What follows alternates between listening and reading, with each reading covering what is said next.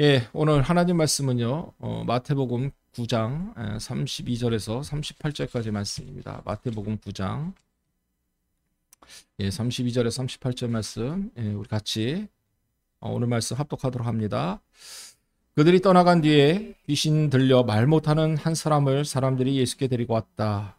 귀신이 쫓겨나니 말 못하는 그 사람이 말을 하게 되었다. 무리가 놀라서 말하였다. 이런 것은 이스라엘에서 처음 보는 일이다.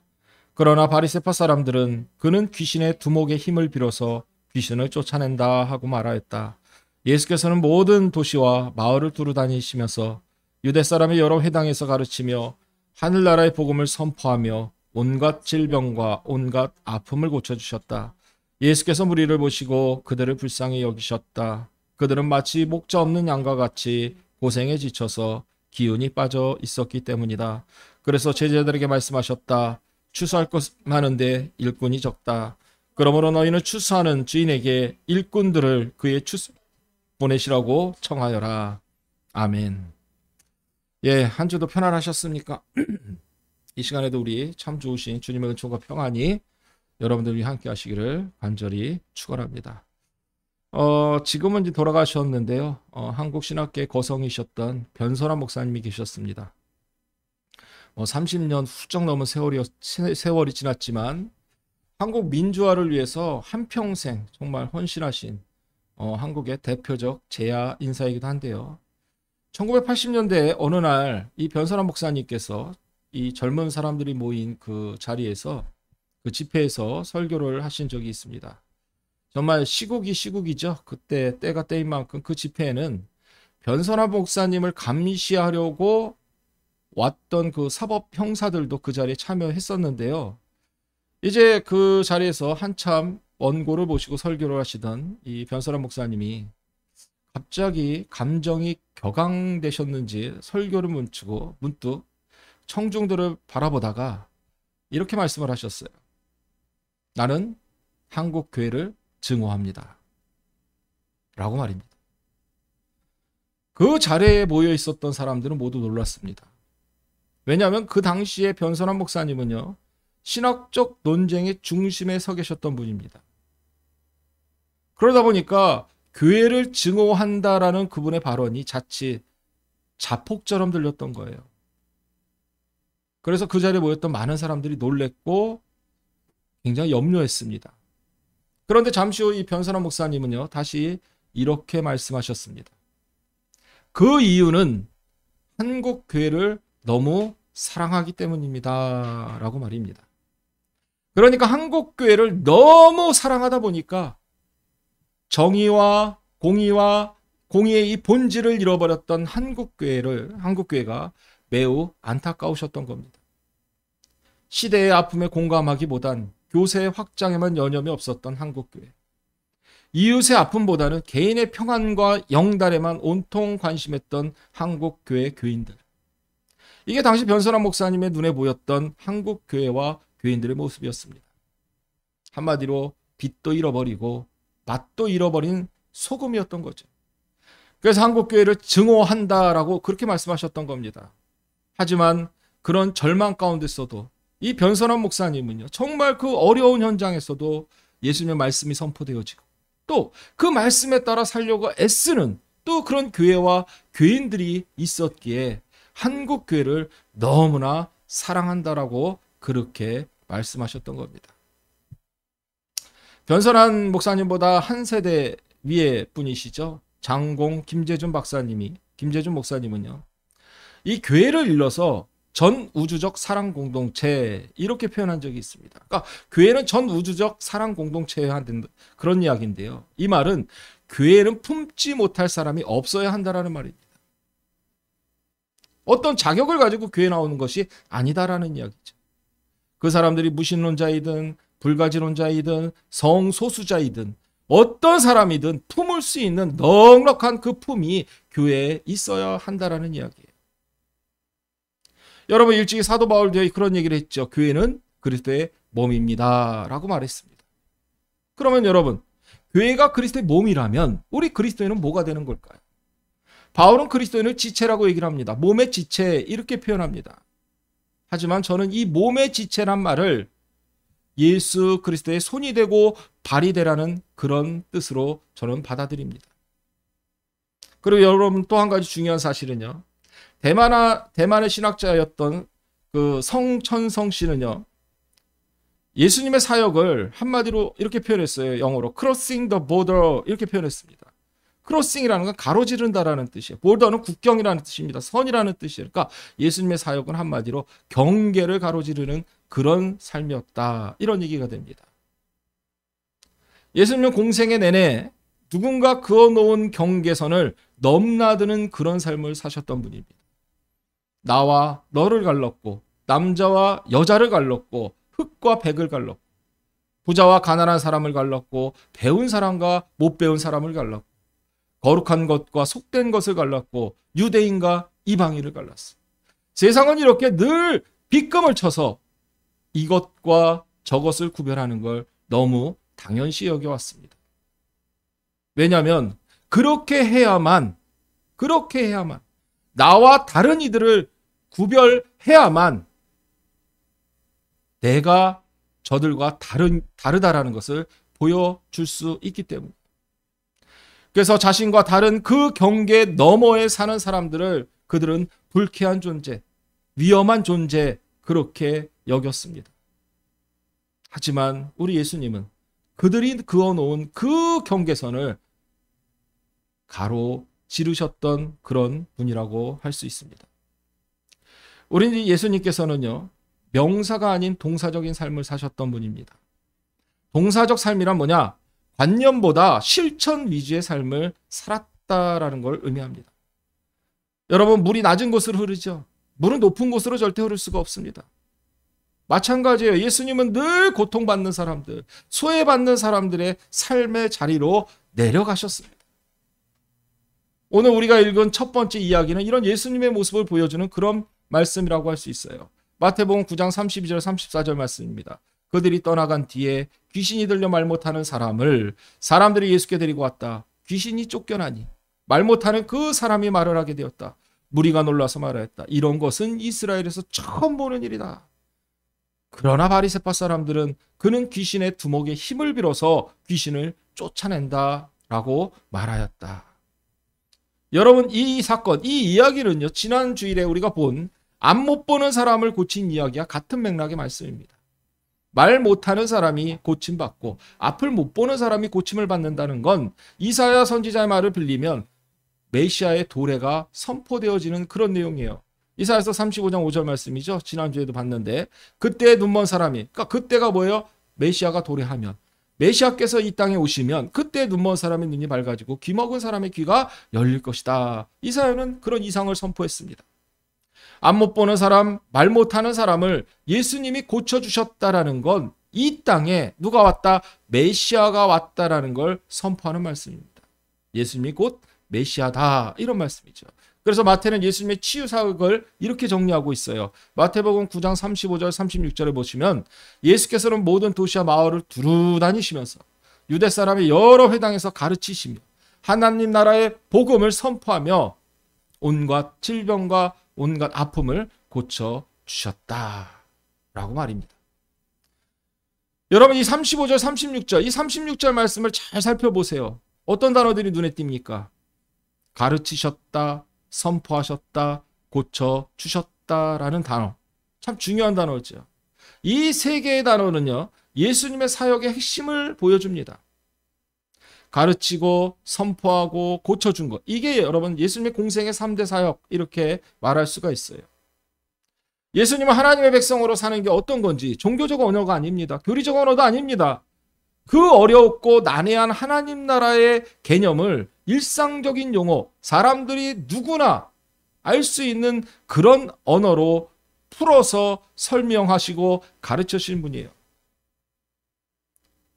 예수님 선포의 핵심, 그러니까 예수님의 가르침의 핵심, 이걸 우리는 한마디로 하나님의 백성, 하나님의 자녀로 사는 건 결국 누군가의 좋은 이웃이 되는 것이다, 이렇게 요약할 수가 있습니다. 다른 사람의 좋은 이웃이 되는 것, 이게 바로 예수님의 가르침의 핵심이다라고 우리가 할 수 있어요. 그래서 예수님은 계명을 2개로 정리하셨죠. 첫째는 하나님을 죽도록 사랑하는 것. 둘째는 뭡니까? 마찬가지로 내 이웃을 사랑하는 것.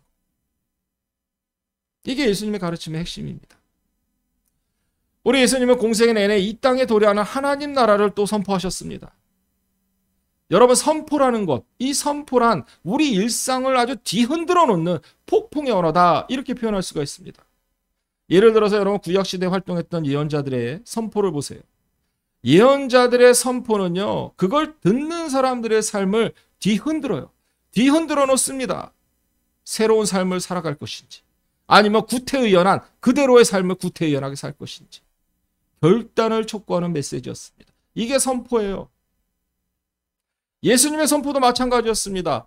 황제 중심의 로마 제국에서 예수님은 하나님 나라를 선포하셨죠. 정말 희망조차 사치라고 생각하는 그 사람들에게 하나님 나라를 꿈꾸도록 하셨습니다. 이건 로마 제국의 입장에서 볼 때는 굉장히 아주 불온한 일이죠.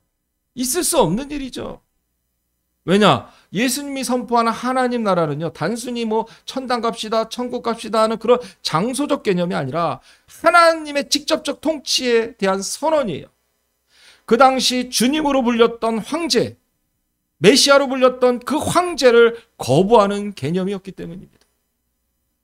억압과 착취, 그리고 폭력이 일상이었던 그 로마 제국에서 섬김과 돌봄과 나눔이 가져오는 세상, 그 세상이 어떤 세상인지를 예수님은 선포하셨던 겁니다. 그리고 예수님의 사역에서 빼놓을 수 없는 게 바로 치유 사역이죠. 치유 사역입니다. 그래서 마태는요, 사람들의 온갖 질병과 아픔을 예수님이 직접 고쳐주셨다, 이렇게 말합니다. 9장 35절 하반절이죠. 예수님은 온갖 질병과 아픔을 고쳐주셨다.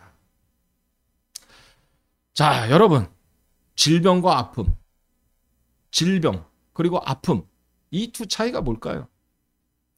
우리는 좀 질병과 아픔을 좀 나눠서 볼 필요가 있습니다. 질병이라는 것은 병들었다라는 것이죠. 질병이라는 건 객관적으로 진단을, 저 사람 병들었구나, 이렇게 알 수 있는 증상을 가지고 있는 병이 질병입니다. 그러니까 질병은 말 그대로 그냥 병에 걸린 걸 의미해요. 병에 걸렸다, 질병, 이렇게 이해하시면 되죠. 질병에 걸리면요, 병에 걸려보세요. 삶의 활기가 떨어집니다. 몸이 아프니까 삶의 활기가 떨어지죠. 동력도 끊어지죠. 삶의 질서도 흔들립니다. 내가 늘 해왔던 일들을 하지 못하게 되죠. 우리말에도 그런 말이 있어요. 김병에 효자 없다라는 그런 이야기가 있습니다. 질병이 계속되면요, 나는 물론이거니와 내 가족 모두가 다 고통을 받는 거예요. 다 고통을 받습니다. 그래서 예수님은 질병으로 고통받는 사람들을 긍휼히 여겨서 그들을 고쳐주셨던 거죠.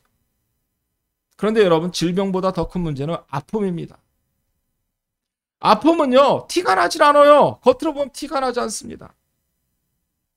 아픔은 감정과 정서는 물론 영적으로 병들었다라는 걸 아픈 상태, 이렇게 말하는 겁니다. 마치 오늘날 가장 아픈 병이 뭡니까? 예? 막 하루에도 몇 번씩 자살하도록 충동질하는 우울증. 바로 이 우울증 같은 게 아픔이라고 할 수 있어요. 그래서 사람은 정신적으로 문제가 생기면 충동적으로 변할 수밖에 없어요. 예. 화를 잘 참지 못합니다. 공감 능력이 현저하게 떨어져 버려요. 그래서 다른 사람을 너그럽게 대하지 못하게 됩니다. 이게 여러분, 마태가 이야기하는 아픔이에요. 질병은 눈에 보이는 그 병, 아픔은 이 안에, 우리 안에 가지고 있는 병, 이게 아픔입니다. 그래서 마태는 질병과 아픔을 구별하고 있죠. 여러분, 몇 해 전이죠. 예, 광화문에서 세월호 유가족들이, 그 유가족들 뿐만 아니라 그 유가족들의 아픔에 그 동참했던 사람들이 광화문에 천막을 치고 단식을 한 적이 있었습니다. 그때 그 사람들 앞에서 통닭 시켜 먹고 피자 시켜 먹고 했던 사람들 아마 아실 겁니다. 이런 사람들이 바로 정신적으로 병든 사람들이에요. 그런데 예수님께서는 그런 사람들조차 고쳐주셨습니다. 그렇다면 예수님은 어떻게 사람들의 그 아픔을 고쳐주셨던 것일까요? 어떤 방법으로 그들의 아픔을 고쳐주셨던 걸까요? 하나님의 아들이라 못하는 게 없는 분이라서요? 물론 그 말도 틀린 말은 아닐 겁니다. 하지만 저는 좀 이 말을 좀 하나님은 다 실수, 예수님은 다 실수 있는 분이라서 병을 고쳐준 거야. 이 말은 틀린 말은 아니지만 저는 왠지 그 말을 그렇게 반갑게 받아들이지는 않습니다. 왜냐? 그 말 속에는요, 사람들의 아픔을 고치는 예수님만 있을 뿐이지 고통받는 그 사람의 아픔을 긍휼하게 여기시는 그 예수님의 마음이 보여지지 않기 때문입니다. 여러분, 예수님은요, 공감의 대가입니다. 공감의 대가예요. 예수님은 아파하는 사람을 한 번도 그냥 지나치신 적이 없습니다. 예수님은 늘 그들에게 다가갔고 또 그들은 예수님을 통해서 자신들이 받아들여지고 있다는 사실을 깨달았어요. 지금까지 살면서 한 번도 누군가에게 관심을 받아본 적이 없는 사람들인데 예수님은 아무런 조건 없이 그들을 그냥 받아주셨던 겁니다. 여러분, 제가 신학교 다닐 때 조직신학이죠. 조직신학을 배울 때 구원이라는 것이 뭐냐? 여러분, 구원이라는 게 뭡니까? 구원받았다라는 게 뭐예요? 여러분, 신학적으로 보면 구원받았다라는 건 뭐냐? 구원은 내가 받아들여지고 있다라는 것을 느끼는 상태, 이걸 구원이라고 표현합니다. 그러니까 하나님이 있는 내 모습 그대로를 받아주셨다라는 그 사실을 깨닫는 걸 구원받은 것이다. 조직신학에서는 그렇게 얘기를 해요. 내가 받아들여지는 거예요. 내가 잘 살든 못 살든 내가 죄가 많든 허물이 많든 뭘 하든 하나님은 그냥 있는 그대로 나를 받아주셨다는 그 사실을 깨닫는 것. 이게 바로 구원이다라고 조직신학에서는 얘기를 합니다. 우리 예수님은요, 당신과 만나는 모든 이들의 품이 되어주셨던 분이에요. 이렇게 다 받아들여 주셨던 분입니다. 그래서 마태는 예수님의 이런 마음을 이렇게 표현하죠. 마태복음 9장 36절에 보면 예수께서 무리를 보시고 그들을 어떻게 불쌍히 여기셨다. 그들은 마치 목자 없는 양과 같이 고생에 지쳐서 기운이 빠져 있었기 때문이다. 그러니까 그들을 불쌍히 여기시는 마음, 또 목자 없는 양처럼 여기는 그들의 그 질병과 목자 없는 양처럼 여겨서 그들의 질병과 아픔을 다 고쳐 주실 수밖에 없으셨다. 그런 얘기가 되는 거죠. 맹자는요, 사람이 사람답게 사는 데 있어서 가장 중요한 것이 측은지심이다. 그런 이야기를 한 적이 있습니다. 측은지심. 측은지심은요, 상대방을 긍휼하게 여기는 마음. 사람이 그런 마음을 가져야 사람이다라는 뜻이에요.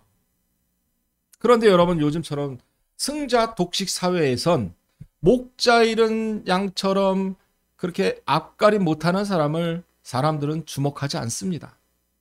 오히려 그들을 사회 발전의 걸림돌로 취급하죠.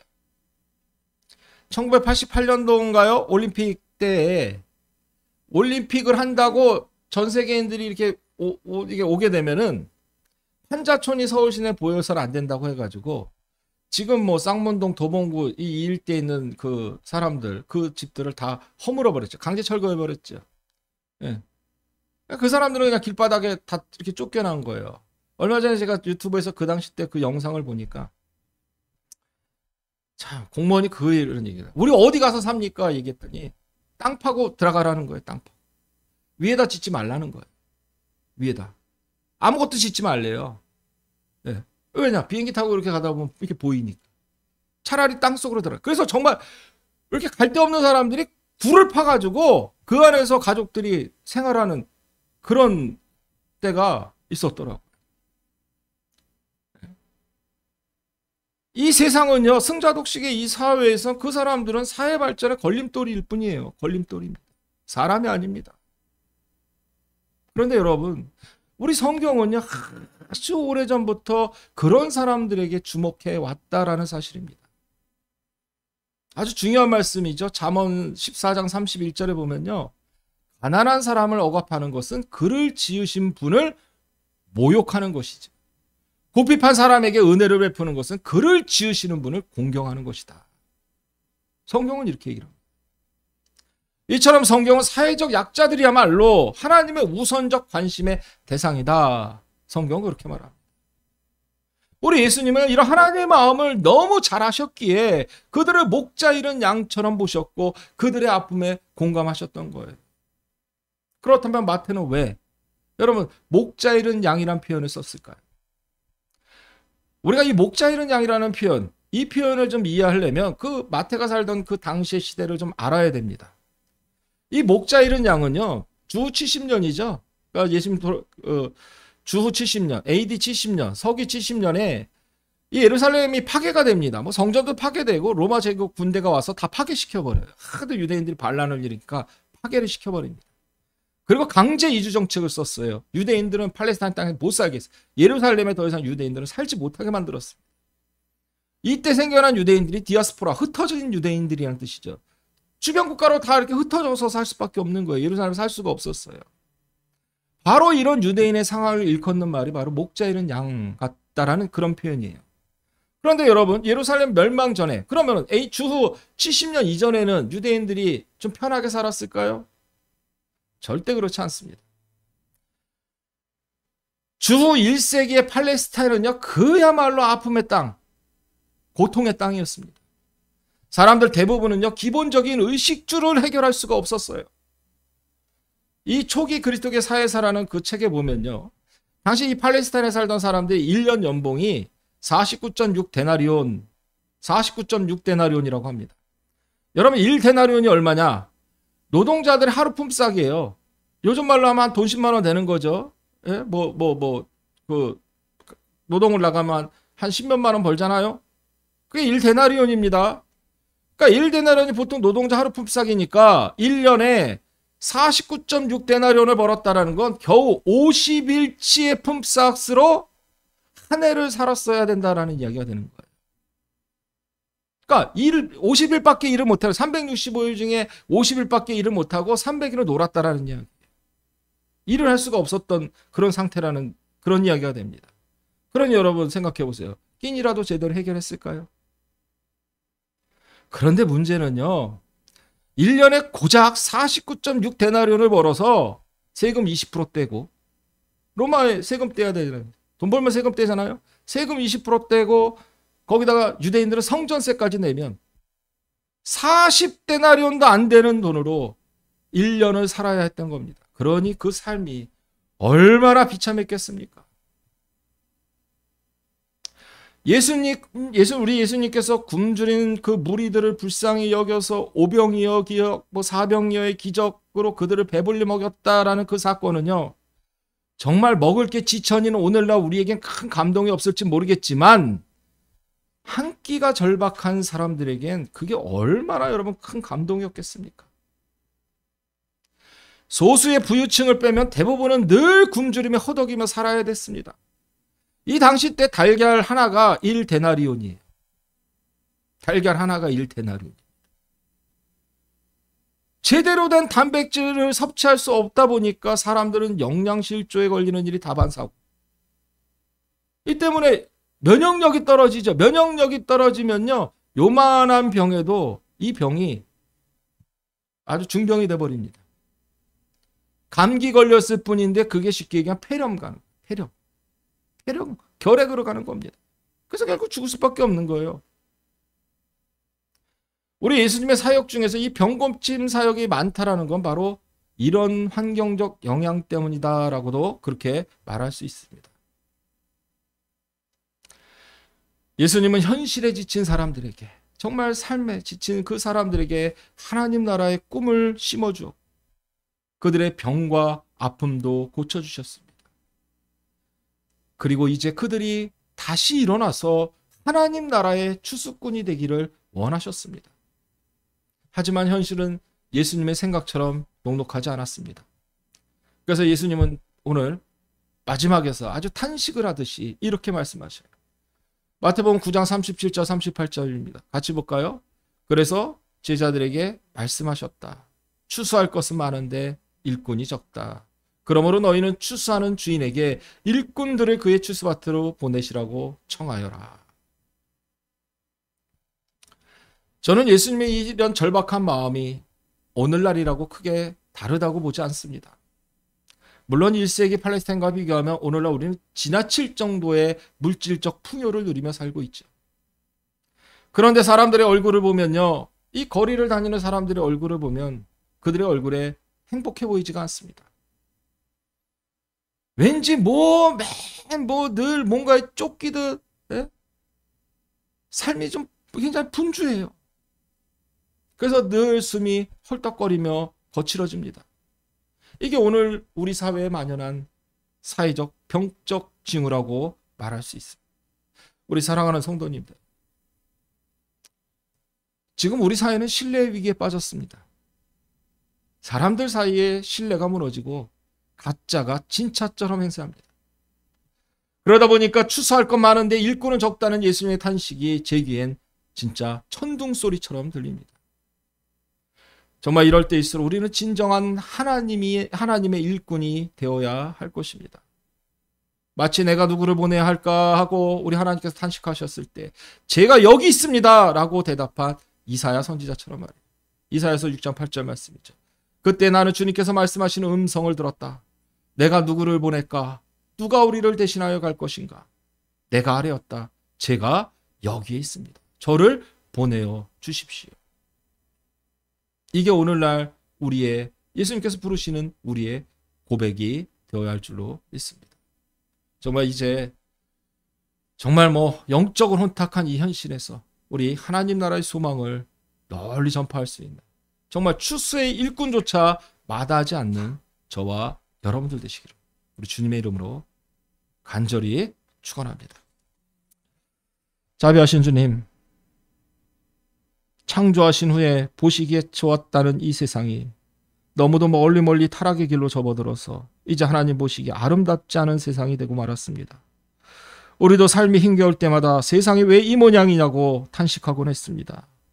그러나 주님은 탄식하는 데 그치지 않고 누군가의 책임을 묻는 데 그치지 않고 오히려 그들을 하나님 나라의 길로 인도하시고 깨우쳐 주시고 또 초대해 주셨습니다. 주님의 부름을 받은 우리들, 이제 하나님 나라의 소망을 품고 멋진 추수의 일꾼으로 거듭나는 우리가 되게 하여 주시옵소서. 이제는 정말로 이 나라를 극진히 사랑해 주셔서 모든 환난과 시련에서도 건져주시고 우리 민족이 흘린 아픔의 눈물을 닦아주시는 우리 성부 하나님의 극진하신 사랑하심과 우리 민족의 아픈 상처를 딛고 단단하고 번영한 나라로 세워주시는 우리 성자 예수 그리스도의 은혜와 이제 복음을 세계 만방에 증언할 수 있도록 우리에게 사명을 맡겨주시는 성령 하나님의 교통하심이 하나님 나라의 소망 품고 또한 추수한 일꾼으로 부름받아서 이 생명의 복음을 땅끝까지 전하기로 다짐하는 이 자리에 참여한 당신의 가장 사랑하는 자녀들 위해 또 이 방송을 통해 예배 함께 참여한 당신의 가장 사랑하는 지체들 위해 또 저들의 가정과 일터와 생업 위해 우리 성삼위 하나님의 신령하신 축복이 영원토록 함께 하실지어다. 아멘.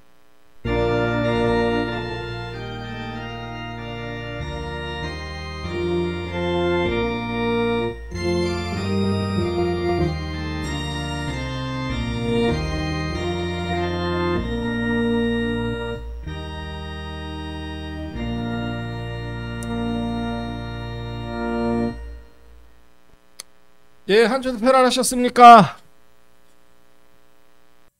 네,